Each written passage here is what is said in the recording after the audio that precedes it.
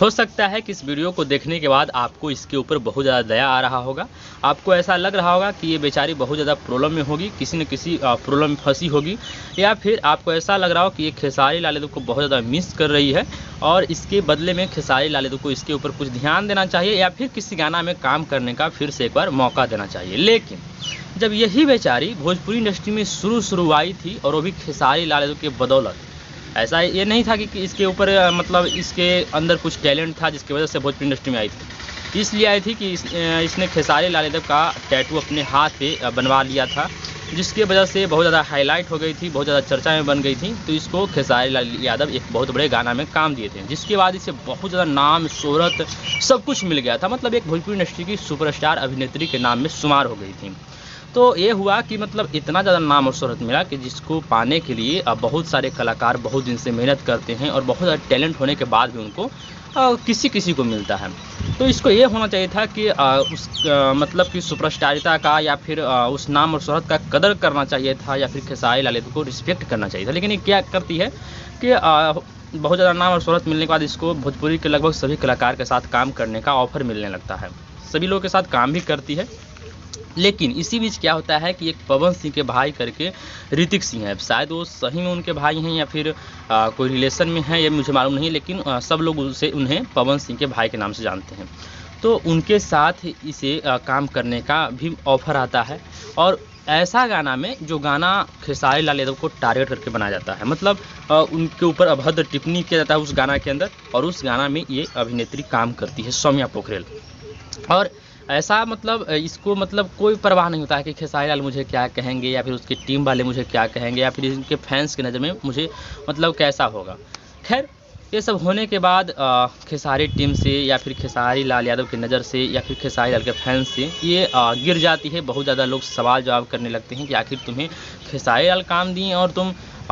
मतलब है ना अपोजिट साइड काम कर रही हो। फिर भी इसे किसी भी चीज़ का परवाह नहीं था, इसे लग रहा था कि अब क्या, अब तो हम मतलब बहुत बड़ा सुपरस्टार हो गए हैं। मतलब ऐसा फीलिंग हो रहा था कि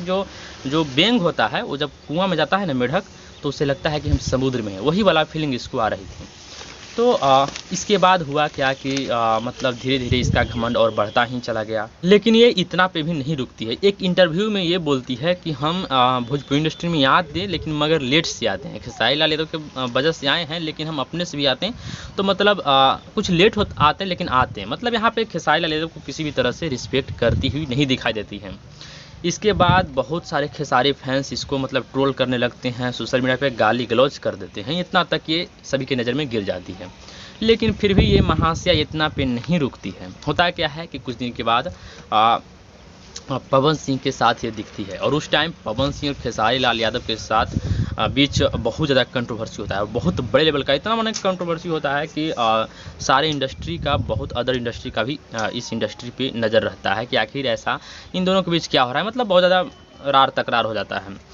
तो इसी बीच ये पवन सिंह के साथ दिखाई देती है और पवन सिंह भी इसे एक गाना में काम देने का वादा कर रहे थे। देखिए मेरे यहाँ पे कहने का मतलब नहीं कि किसी दूसरे कलाकार के साथ काम नहीं करना चाहिए। मेरा कहने का मतलब है कि जब उस टाइम पवन सिंह खेसारी लाल यादव के बीच जब कंट्रोवर्सी था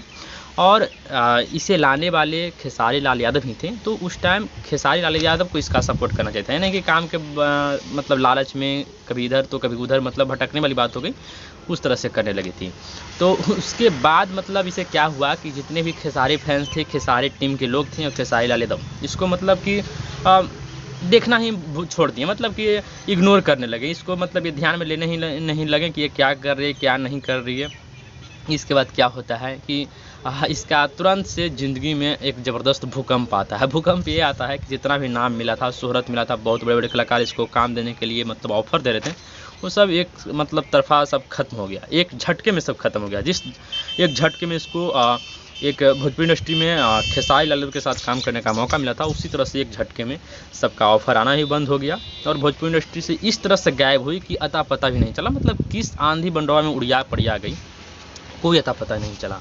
इसके बाद क्या होता है कि ये जितने छोटे छोटे कलाकार होते हैं, जितने छोटे से छोटे कलाकार होते हैं, उन सब के साथ काम करने के लिए खुद मतलब कि ऑफ़र मांगती है। ऑफ़र मिलता नहीं है, ऑफ़र मांगती है और कुछ गाना में शायद काम भी कर रही है, भोजपुरी के गाना में या फिर मगही के गाना में भी इसको अब काम करना पड़ रहा है। ऐसा नहीं कि मगही इंडस्ट्री छोटा है, लेकिन फिर भी कहीं ना कहीं होता है ना कि खेसारी लाल यादव के साथ काम करना और छोटे कलाकारों के साथ काम करने में तो अंतर तो है, लेकिन फिर इसके मतलब ये समझ में आने लगता है इसे कि हमने जो शुरू के दिनों में किया था वो गलत किया था, और एक इंटरव्यू में ये एक्सेप्ट भी कर रही है और बोल रहे कि हम खेसारी लाल यादव के हम आजीवन फ़ैन रहेंगे, जब तक जिंदा रहेंगे तब तक फ़ैन रहेंगे। और तुम फैंस जब उनका रहती ही तो इस तरह से उन्हें मतलब कि है ना इंसल्ट नहीं करती किसी दूसरे के गाना में जा कर के, और उसमें भी जो गाना खेसारी लाल यादव को टारगेट करके बनाया गया था उस गाना में काम तुम नहीं करती, लेकिन फिर भी इस तरह से जनता को बरगलाने से ये तुम्हें होगा कि हो सकता है कि खेसारी लाल यादव के साथ काम करने का मौका मिल जाए। तो मुझे तो यहाँ पे कोई चांस नहीं दिखाई दे रहा है कि फिर से खेसारी लाल यादव कोई गाना में काम दे सकते हैं, लेकिन फिर आगे का समय बताएगा, समय कुछ भी हो सकता है, बदल सकता है। खैर अब ये फिर से मतलब काम कर रही है छोटे लोगों के साथ या फिर सभी लोगों के साथ मतलब काम करना शुरू कर दी है। तो अब देखो, अब मेहनत करने के बाद हो सकता है कि फिर से नाम और पहचान मिले, और हो सकता है कि नहीं भी मिल सकता है, क्योंकि इस इंडस्ट्री का एक बहुत ही बड़ा ये अजीब चीज़ है कि बहुत एका से एक कलाकार आए और गए। बहुत मेहनत करने वाले कलाकार को भी यहाँ पे कुछ मुकाम हासिल नहीं हुआ, और कोई कलाकार ऐसा आया कि मतलब एक झटके में मुकाम हासिल करके चला गया। तो देखो क्या होता है, सब समय का खेल है ना। लेकिन खेसारी लाल यादव को मतलब खोने का जो तुमने क्या कहते हैं जो हरकत किया, अब वो तो शायद मुझे नहीं दिखाई दे रहा है कि उनके गाना में तुम अब दिखोगी। लेकिन यहाँ से एक चीज़ साबित होता है कि खेसारी लाल यादव के पास इतना पावर तो ज़रूर है कि अगर किसी को चाह जाएँ तो एक झटके में सुपरस्टार बना देते हैं, और किसी को चाह जाएँ तो उसको धड़ाम से ऊपर से नीचे गिरा सकते हैं। इतना तो एकदम कन्फर्म है ना। खैर अब इंटरव्यू हर जगह दे रही हो कि हम ऐसा हैं वैसे हैं, हम अभी भी उनका टैटू को नहीं मिटाए हैं, ये हैं। लेकिन बाबू तुम तो जब दूसरे लोग के साथ काम करे तो उस टैटू को छिपाने में के प्रयास में रहती थी, है ना। खैर जो भी है, आप लोग इस पर आपको जो विचार है मन में कमेंट बॉक्स में ज़रूर रिप्लाई कीजिएगा, बताइएगा,